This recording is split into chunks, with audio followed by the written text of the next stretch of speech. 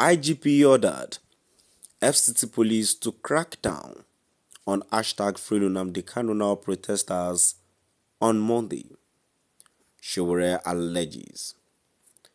Good day, my dear listeners. Thanks for joining. It is another fresh details that brings to your listening ears. The Inspector General of Police ordered FCT police to crack down on #FreeNamdi protesters on Monday, Sowore alleges. Moving on to the full details, kindly please ensure you like, subscribe to this channel and share. He urged the FCT police chiefs and all officers of the Nigerian Police Force to uphold their constitutional duty to protect citizens and respect the right to peaceful assembly.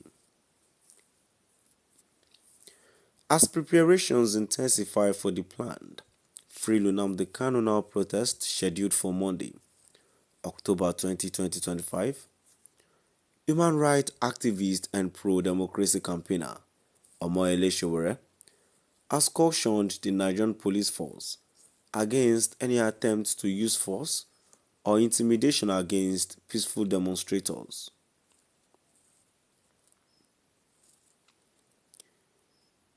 In a post on his X account on Sunday, Sowore alleged that despite being out of the country, the Inspector General of Police, Kayode Egbetokun, had directed the newly appointed Commissioner of Police for the Federal Capital Territory, CP Maila Dantawaye, to adopt a heavy-handed approach to the planned march.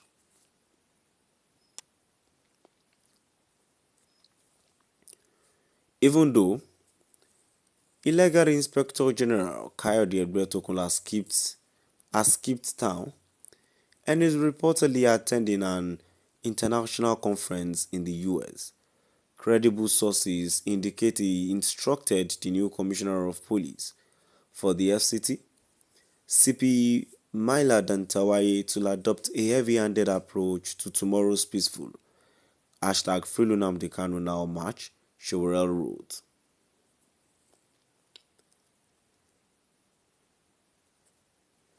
He urged the FCT police chief and all officers of the Nigerian Police Force to uphold their constitutional duty to protect citizens and respect the right to peaceful assembly.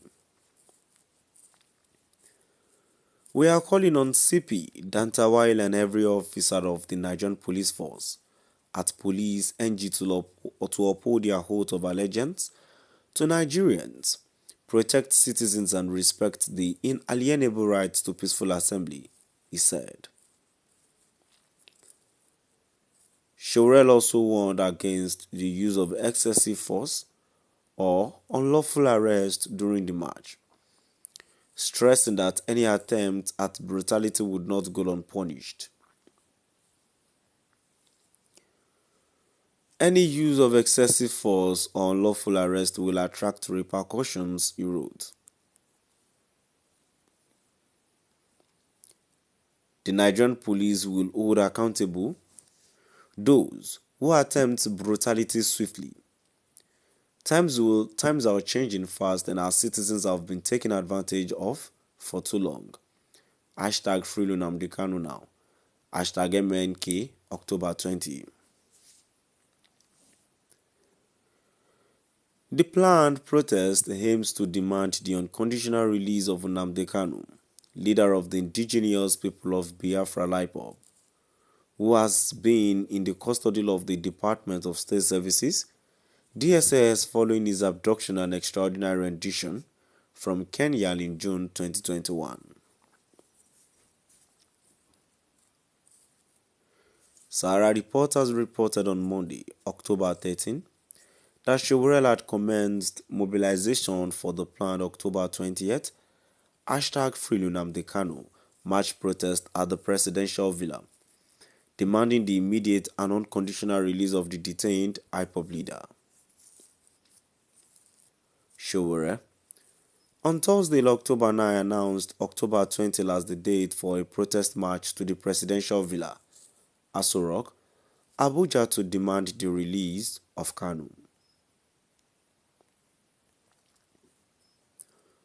On Tuesday, October 7, Sowore called on political leaders and other stakeholders from the southeast region to join him in a peaceful march to the presidential villa, Abuja, to demand the immediate release of the IPOB leader. In a post on his X, formerly Twitter account, Sowore had written, "I will set aside my differences with some politicians for one cause.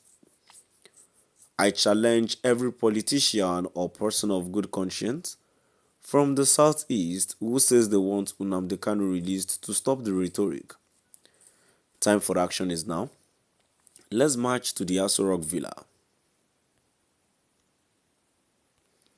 Sowore urged prominent figure from the region, including governors, lawmakers, traditional and religious leaders, to take concrete steps beyond verbal support for Kanu's release.